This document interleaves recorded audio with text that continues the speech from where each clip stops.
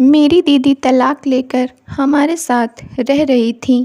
एक दिन उन्हें तेज़ बुखार हो गया। वह चक्कर खाकर गिर गईं।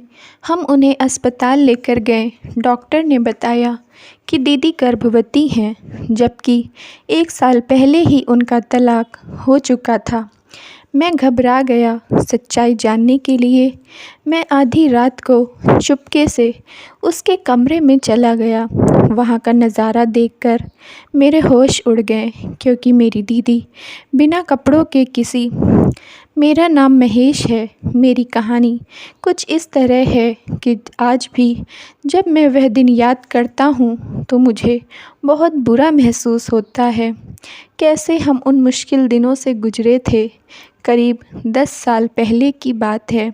दीदी की शादी के लिए लड़का देखा जा रहा था, लेकिन उसने जिद करके रखा था कि वह अगर किसी से शादी करेगी तो वह रितेश है।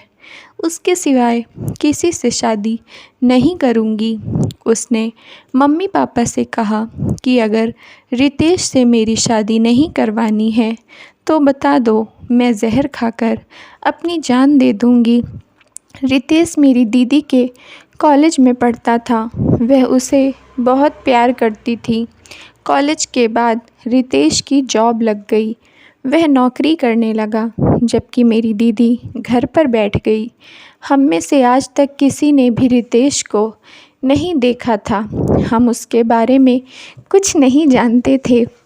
वह अलग जाति का था, इसलिए मम्मी पापा ने इस रिश्ते के लिए मना कर दिया था। लेकिन मैंने उन्हें समझाया, मम्मी पापा, अब ज़माना बदल गया है। जाति धर्म से नहीं, शादी इंसान से होती है। जाति तो इस दुनिया में आने के बाद बनी है। भगवान ने तो हम सबको एक जैसा ही बनाया है। जब भगवान ने हमें बनाने में कोई भेदभाव नहीं किया, तो फिर हम इंसान कौन होते हैं, इंसानों को आपस में बांटने वाले। मेरे मम्मी पापा ने कहा, लेकिन बेटा, हमें इसी समाज में रहना है। हमारे बदलने से ज़माना नहीं बदल जाएगा। लोग क्या कहेंगे। मैंने उन्हें समझाया, लोगों को बताने की ज़रूरत ही क्या है। क्या कोई आपसे लड़के की जाति पूछने आ रहा है। जाति किसी के माथे पर तो लिखी नहीं है कि बिना बताए पता चल जाएगा। अगर वह लड़का दीदी के लिए अच्छा है तो उससे ही शादी कर दो। दीदी खुश रहेगी। मेरे मम्मी पापा को मेरी बात समझ आ गई। वह लोग उस लड़के से मिलने के लिए तैयार हो गए। वह लोग रितेश से एक रेस्टोरेंट में मिले। रितेश ने कहा, अगर आप लोग इस रिश्ते के लिए तैयार हैं तो मेरे मम्मी पापा भी तैयार हो जाएंगे। उन लोगों को भी यही समस्या है कि हम लोग अलग अलग जाति के हैं। रितेश ने मम्मी पापा से कहा कि अगर आप लोग शादी करना चाहते हैं तो मैं आपकी बेटी से शादी ज़रूर करूँगा, फिर चाहे मुझे अपने माँ बाप के खिलाफ़ ही जाकर शादी करना पड़े। लेकिन अंकल आंटी, आप लोग चिंता ना करें। मुझे विश्वास है कि मेरे मम्मी पापा इस रिश्ते के लिए मान जाएंगे। मैं उनका इकलौता लड़का हूँ। अगर वह लोग मुझे छोड़ देंगे तो फिर किसके पास जाएंगे। रितेश ने पता नहीं कैसे अपने मम्मी पापा को भी इस शादी के लिए मना लिया। मेरी दीदी की शादी बहुत धूमधाम से रितेश से हो गई और किसी को भी पता नहीं चला कि यह एक अंतर्जातीय विवाह है। मेरी दीदी रितेश से शादी करके बहुत खुश थी। उसकी शादी में ही हम सबकी खुशी थी। वह विदा होकर अपनी ससुराल चली गई। उसकी शादी के बाद घर बहुत सूना हो गया था। काटने को दौड़ता था, लेकिन ज़माने का जो रिवाज है उसे तो सबको निभाना ही पड़ता है। दीदी की शादी के 3 महीने हो गए थे। एक दिन मैं, मेरे मम्मी पापा रात को साथ मिलकर खाना खा रहे थे। तभी किसी के दरवाज़ा खटखटाने की आवाज़ आई। मैं दरवाज़ा खोलने गया तो इतनी रात को अकेले दीदी को सामान के साथ देखकर सन्न रह गया। दीदी बिना कुछ बोले कमरे की ओर चली गई। उसे ऐसे अचानक देखकर हम सबको चिंता हो गई। हमने खाना नहीं खाया। हम लोगों ने आपस में एक दूसरे का मुंह देखा। शायद किसी को कुछ पता होगा, लेकिन किसी को कुछ पता नहीं था।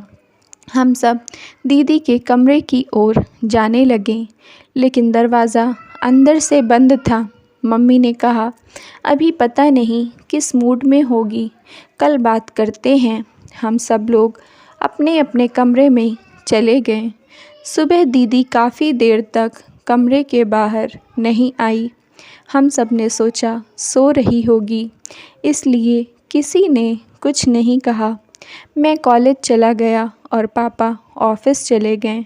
जब शाम को हम दोनों घर आए तो मम्मी से पूछा कि दीदी से कुछ पूछा है, कोई समस्या है क्या? मम्मी ने कहा, नहीं, अभी नहीं पूछा है, जब सब लोग साथ होंगे तब पूछूंगी।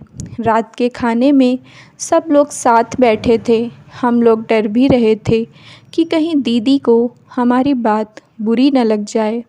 मम्मी ने धीरे से दीदी से पूछा कि बेटा, तेरी ससुराल में सब कुछ ठीक तो है ना? मेरी दीदी ने कहा, माँ, अगर सब कुछ ठीक होता तो मैं यूँ रात के समय अकेली मायके नहीं आती।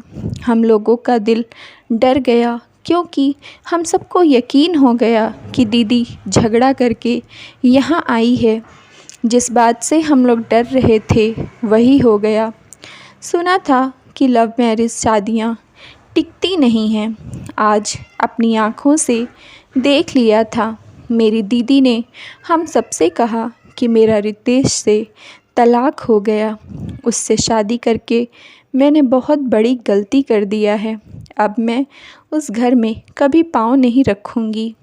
तुम लोग अगर मुझे रख सकते हो तो बोलो, वरना मैं यहाँ से भी चली जाऊँगी। जो करना होगा मैं अपना देख लूँगी, क्योंकि अब आप लोगों को मैं बोझ लग रही हूँगी। एक बात मैं आप लोगों को अच्छी तरह से समझाना चाहती हूँ कि इस तलाक में मेरा कोई दोष नहीं है। मैं सिर्फ़ इतना जानती हूँ कि मैं अब और उस घर में नहीं रह सकती हूँ।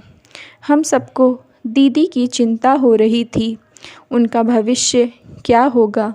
रितेश हमें ऐसा लड़का तो नहीं लगता था कि वह धोखा देगा, लेकिन पता नहीं दोनों के बीच कौन सी बात हो गई जो इतनी ज़्यादा बढ़ गई कि तलाक की नौबत आ गई।